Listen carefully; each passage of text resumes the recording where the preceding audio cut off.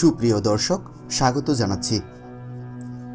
মানুষে গিজগিজ করা এক রাজধানী শহর ঢাকা, যেখানে মানুষের ভিড়ে ঢাকা পড়ে থাকে শহরের সৌন্দর্য।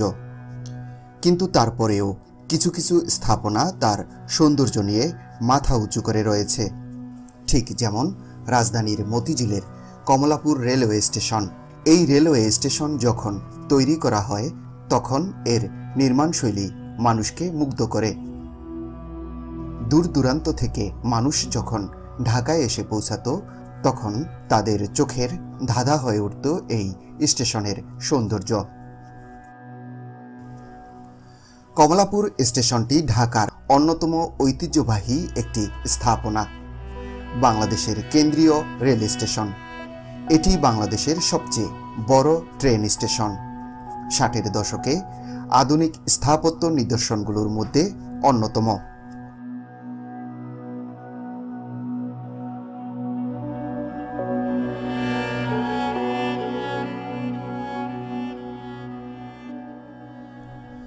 ইতিহাস ঘেঁটে দেখা যায়, পূর্ববঙ্গে প্রথম রেল যোগাযোগ প্রতিষ্ঠিত হয়েছিল 1862 সালে কলকাতা ও কুষ্টিয়ার মধ্যে।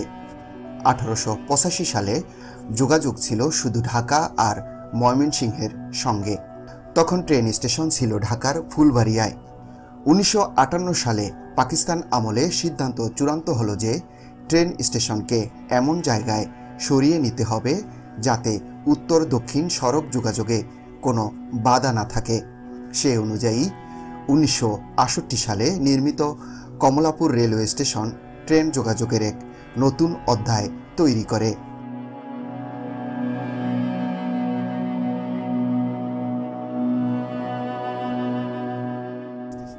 (156 একর জায়গায় নির্মিত স্টেশনটি ঢাকা নগরের আধুনিকায়নের অন্যতম প্রতীক হয়ে দাঁড়ায়। এখানে রয়েছে 10টি প্ল্যাটফর্ম, 11টি টিকিট কাউন্টার আর অনেক যাত্রী বিশ্রাম কেন্দ্র।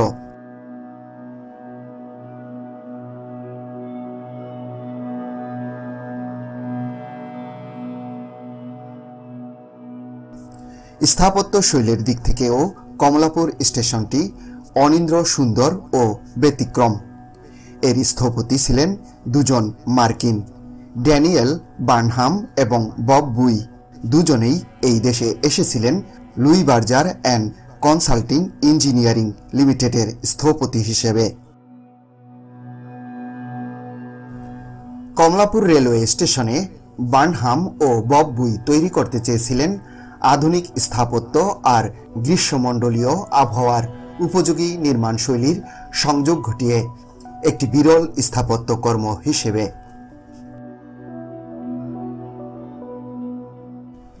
অনেক গবেষণার পর তারা প্রস্তাব করলেন ছাতার মতো একটি স্থাপনা, মূলত কংক্রিটের অনেক প্যারাবোলিক ডোমের সমন্বয়, তার নিচে স্টেশনের সব কর্মকাণ্ড। 36টি বর্গক্ষেত্রের সমন্বয়ে পুরো স্থাপনাটি একটি বৃহৎ বর্গক্ষেত্র। 49টি কলামের উপরে দাঁড়িয়ে আছে 36টি সরু কংক্রিটের ডোম নিয়ে একটি ছাদ, যার উচ্চতা 59 ফুট। প্রতিটি কলাম উপরের দিকে গিয়ে 4টি শাখা বিস্তার করে ছাদটাকে ধরে রেখেছে। স্থাপনার প্রধান বৈশিষ্ট্য হচ্ছে শুধু ছাদ আর চারদিকে খোলামেলা। কমলাপুর রেলওয়ে স্টেশনের আধুনিক স্থাপত্য ধারা বিংশ শতাব্দীর মাঝামাঝি পর্যন্ত ছিল বিরল। যখন এর নির্মাণ কাজ শেষ হয়েছিল এটাকে বলা হচ্ছিল বিশ্ব স্থাপত্যের নিদর্শন। এই স্থাপত্য কর্মের রাজনৈতিক তাৎপর্য বুঝে পাকিস্তানের তৎকালীন প্রেসিডেন্ট আইয়ুব খান কমলাপুর উদ্বোধন অনুষ্ঠানে হাজির হয়েছিলেন।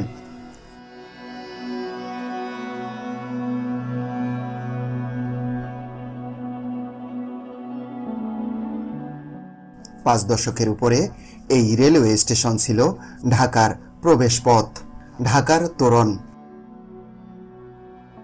এর সঙ্গে জড়িয়ে আছে আমাদের স্বাধীনতার ইতিহাস। এরকম একটি তাৎপর্যপূর্ণ স্থাপত্য কর্ম ভেঙে ফেলার সামাজিক ও সাংস্কৃতিক ক্ষতি অপূরণীয়। একে দেশের আধুনিক স্থাপত্যের সোনালী সময়ের অবকাঠামো হিসেবে বিবেচনা করা হয়। রেল কর্তৃপক্ষ কি একবারও ভেবেছেন উন্নয়নের দীর্ঘমেয়াদী তাৎপর্য? স্থাপত্যকলায় গর্বের প্রতীক হিসেবে ডাক টিকেটেও স্থান করে নেয় এই Kamalapur rail station.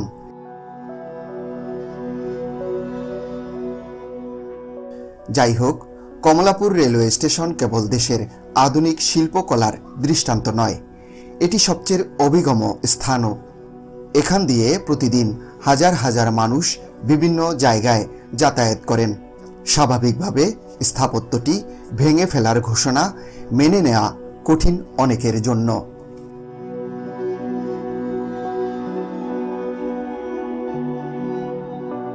Dhaka metro rail line ৬ বৃদ্ধির স্থান সংকুলানের জন্য এখন কমলাপুর রেলওয়ে স্টেশন ভেঙে ফেলার পরিকল্পনা করেছে সরকার।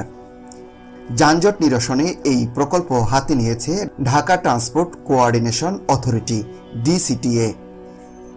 সড়কপথে অতিরিক্ত মাত্রার জট এড়ানোই এর লক্ষ্য। সর্বোপরি জনসাধারণের ভোগান্তি দূর করাও বিবেচ্য বিষয়।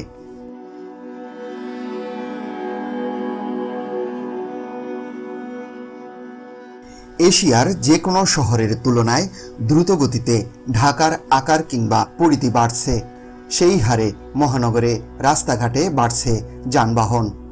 কর্মসংস্থানের সন্ধানে প্রতিনিয়ত প্রত্যন্ত অঞ্চল থেকে এখানে ছুটে আসেন সব বয়সী মানুষ। ফলে স্বাভাবিক চলাফেরা ব্যাহত হচ্ছে নগরবাসীর। জনযান বা গণপরিবহন স্কিম ম্যাস ট্রানজিট প্রকল্প বাস্তবায়ন হলে এই দুর্ভোগ কমবে। সুতরাং সন্দেহাতীতভাবেই এই মেট্রো রেল প্রয়োজন। কর্পোরেশনের দেওয়া পরিকল্পনা অনুমোদন দিয়েছে রেল মন্ত্রণালয়। প্রস্তাবে বলা হয়েছে বিদ্যমান ট্রেন লাইন সহ নতুন লাইনের জন্য সেখানে কার্যকর একটি মাল্টিমডাল হাব নির্মাণ করা হবে। বাংলাদেশ রেলওয়ে জানিয়েছে, multimodal transport hub high speed train, metro rail, পাতাল রেল এবং এক্সপ্রেসওয়ের সংযোগ স্থল হিসেবে কাজ করবে। এখান থেকে রাজধানীর যে কোনো প্রান্তে যাওয়া যাবে। মাল্টিমডাল ট্রান্সপোর্ট হাব ঘিরে থাকবে হোটেল, বিনোদন কেন্দ্র সহ নানান বাণিজ্যিক স্থাপনা। জাপানের কাজিমা কর্পোরেশন এই প্রকল্প বাস্তবায়ন করবে। এই সংস্থা বিমানবন্দর স্টেশনকেও মাল্টিমডাল ট্রান্সপোর্ট হাব এ রূপান্তরের দায়িত্ব পেয়েছে।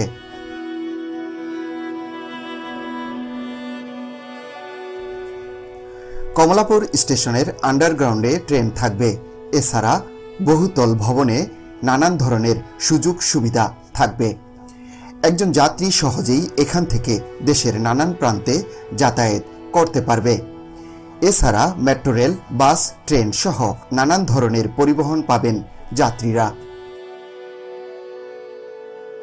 সড়কের চাপ কমিয়ে পরিবেশ দূষণ রোধে গ্রিন রেলওয়ের উদ্যোগ নিচ্ছে সরকার। এ সংক্রান্ত একটি প্রকল্প জাতীয় অর্থনৈতিক পরিষদের নির্বাহী কমিটির একনেক সভায় অনুমোদন দেওয়া হয়। গ্রিন রেলওয়ে পরিবহন প্রস্তুতিমূলক কারিগরি সহায়তা প্রকল্পে মোট ব্যয় ধরা হবে 93 কোটি 51 লাখ টাকা। এর মধ্যে সরকারি অর্থায়ন 28 কোটি 37 লাখ এবং বিশ্ব ব্যাংকের প্রকল্প ঋণ 65 কোটি 14 লাখ টাকা। এই প্রকল্পের মাধ্যমে কমলাপুর স্টেশন ভেঙে নতুন ছক কষছেন সরকার। সেই সংক্রান্ত কোনো নকশা অবশ্য এখনো প্রকাশ্যে আসেনি। তবে খবরে এসেছে কমলাপুর রেলওয়ে স্টেশনের বর্তমান স্থানের উত্তরে সেটির বিদ্যমান কাঠামোর রেপ্লিকা অবিকল নির্মাণ করা হবে, যা নিয়ে এরই মধ্যে ব্যাপক আলোচনা সমালোচনা তৈরি হচ্ছে। দেশি বিদেশি বহু স্থপতি এর ঘোর বিরোধিতা করেছেন।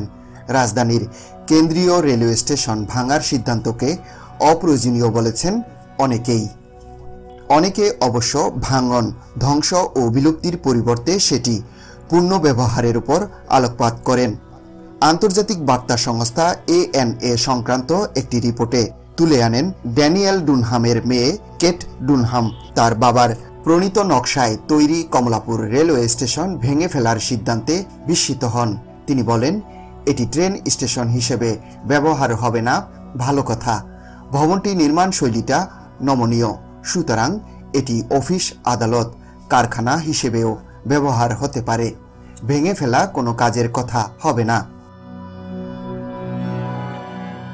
উন্নয়ন ও আধুনিকায়ন মানেই ভাঙা গড়ার মহাযজ্ঞ।